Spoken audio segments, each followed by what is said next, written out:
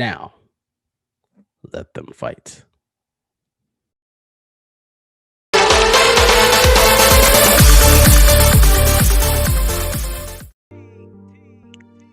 Welcome, everyone, to another episode of A World of Chaos, Godzilla vs. Kong. So I was really excited for this movie. To just take you back before I get into the minutia of this review, I've been a fan for the most part of this monsters verse, starting back with Godzilla in 2014, continuing with Kong Skull Island in 2017, Godzilla King of the Monsters in 2019, and now Godzilla vs. Kong. So, starting off with the major plot of this movie, it is a continuation from Godzilla King of the Monsters. You will see similar themes, you will see similar characters in this for the betterment and the detriment of this film. The majority of the plot does revolve around King Kong. I do like that they made Kong into more of the protagonist in this film and Godzilla being more the antagonist. I have always enjoyed both King Kong and Godzilla. I even have a soft spot in my heart for the Godzilla 1998 film with Matthew Broderick. Look, it was the 90s, man. Movies were different back then. We didn't know what they. I did enjoy that this is a cinematic universe. There have been a lot of different movie studios that have tried to make the cinematic universe ever since the big boom of the Marvel Cinematic Universe. Of the ones that have actually succeeded, this is one of my more favorite ones. These are very, very high budget B movies. Just what it is. So being that in mind, I did enjoy a lot of this movie, but there were some things in this film that I just could not get into. So the plot does take place 5 years after Godzilla King of the Monsters. You do find that the characters in that film have transitioned over. The main one being Millie Bobby Brown's character, who was a central character in Godzilla King of the Monsters. Kyle Chandler does come back in more of a cameo role, and that's pretty much it for the human characters that we've already known. Introduced into this film is Julian Dennison, the best friend of Millie Bobby Brown's character.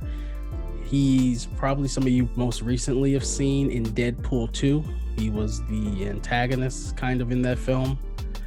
He did a really good job for being kind of the comic relief, but he really wasn't.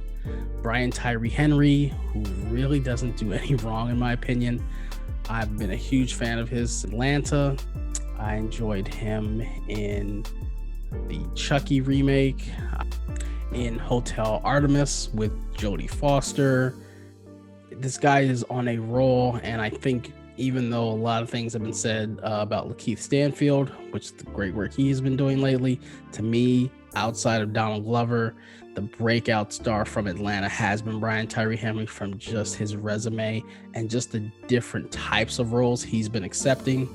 So this is the first prominent role for African American we've had in this film series. But that being said, I hated his character, Julian Dennison's character, Millie Bobby Brown's character. The film just comes to a stop every time they're on screen. It's really kind of noticeable because the major complaint about the Godzilla films, even going back to the Toho films, is the human part is the part we care the least about. That was the biggest gripe I had with Godzilla in 2014. Aaron Taylor Johnson's character just did not do it for me. I was emotionally invested in his father, Bryan Cranston's character, and they kill him off in the first act of the film. In Skull Island, I enjoyed those characters the most of any characters we've had in this MonsterVerse because they were so diverse. You had Samuel L. Jackson, you had Brie Larson, you had John C. Reilly, you had Tom Hiddleston. I mean, you had Toby Kebbell. You had a really plethora of great actors. This one, it just, and probably the least amount to do of any human characters in this. Now there are also another set of human characters, Rebecca Hall and Stellan Skarsgård. They are in this film. Their characters are involved in the actual plot more so than Millie Bobby Brown and Brian Tyree's characters. I would have been fine just having Skarsgård and Hall's characters anchor that human part. Another gripe I did have with this film was the suspension of disbelief. Look, I've been with you so far in this film franchise, and I do believe that there are Titans, that there's a Godzilla, that there's a Kong, that King Ghidorah from the last film, Monster Zero, is actually an alien, not a Titan. He's not from this world. I'm cool with all that. But if you're telling me also in this world, we've managed to dig tunnels from Florida to Tokyo in a subway system, like, come on. There's a part where Millie Bobby Brown, her arc, meets up with Brian Tyree Henry's character. They all three of them get stuck in a monorail that takes them all the way to Tokyo, Japan, and it's like, wait, how is it just takes the suspension of disbelief a little too much. I can believe some things in this universe, and some things I just can't.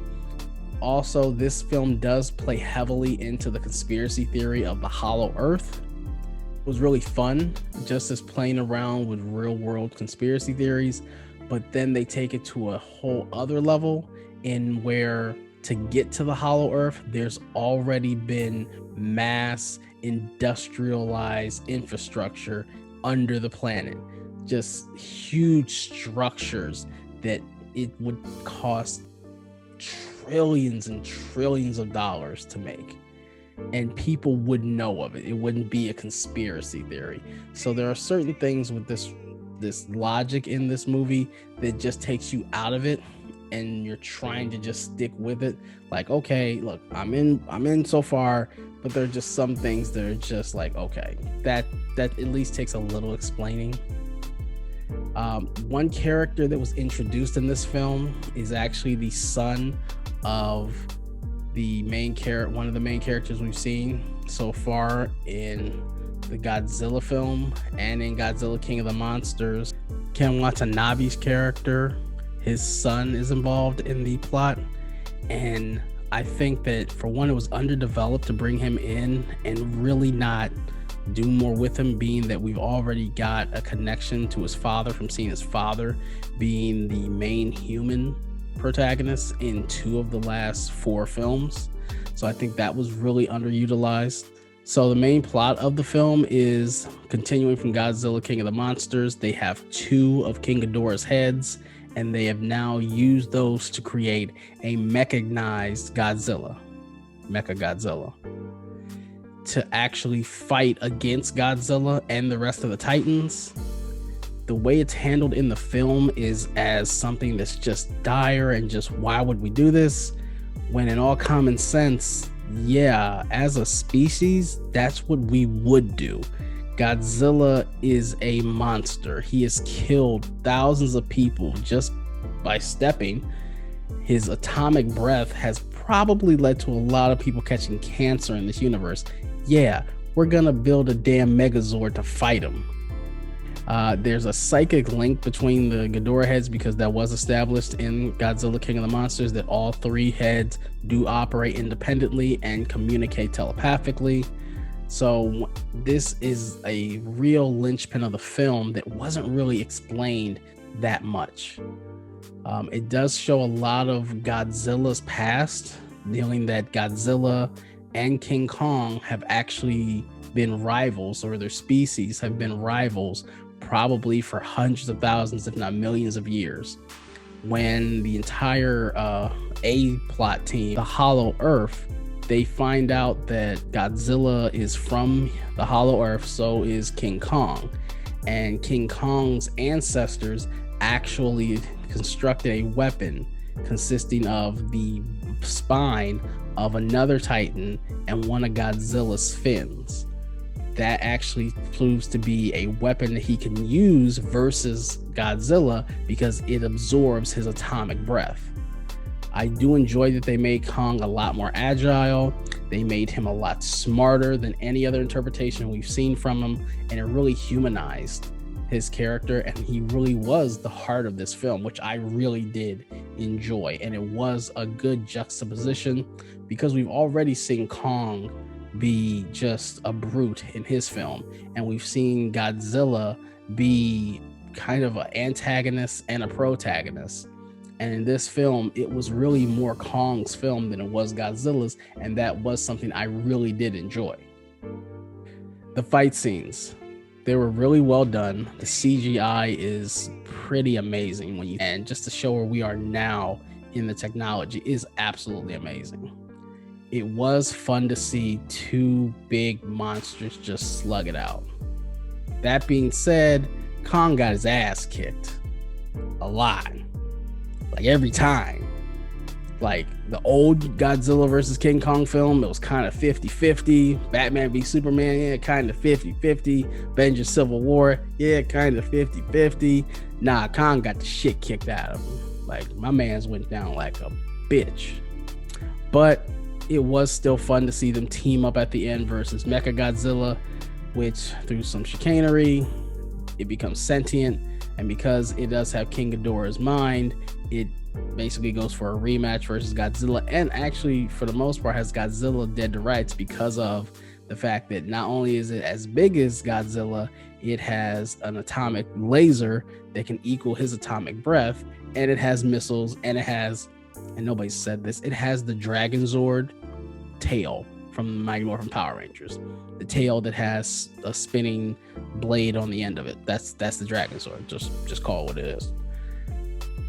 Kong and him do team up, and they do kind of almost have like a nod, like, look, you stay on your side, I'll stay on my side, we good. So all in all, I did enjoy the film. There were some things, like I said, that just completely took me out of it, but it is a good time. I know a lot of people have started going back to movie theaters and seeing it, so as just a good movie to get you back into the movie theater seats, get you some popcorn, get you a beer, get you icy, and just kick back and watch two of your childhood, icons, Godzilla and Kong, slug it out. You could do a lot worse. But I would say it is an enjoyable film to watch, and it's something you can just throw on if you're watching on HBO Max. Yeah, you can just throw it on and you won't be disappointed. Well, again, thank you for joining me here on A World of Chaos. What did you think? Let me know in the comments. Did you watch the film? Have you been following this MonsterVerse film series starting from Godzilla in 2014? What did you think of the other films? Were you on Team Godzilla or were you on Team King Kong? Did your guy come out ahead? Did you put money on it like some people did? Let me know in the comments, and as always, hit that subscribe button so you know when I will drop new videos, and follow the podcast on Anchor, Google, Apple, and Spotify. Also, make sure you find me on Facebook, Instagram, and Twitter, same name, @Team Kayos. As always, they're responsible.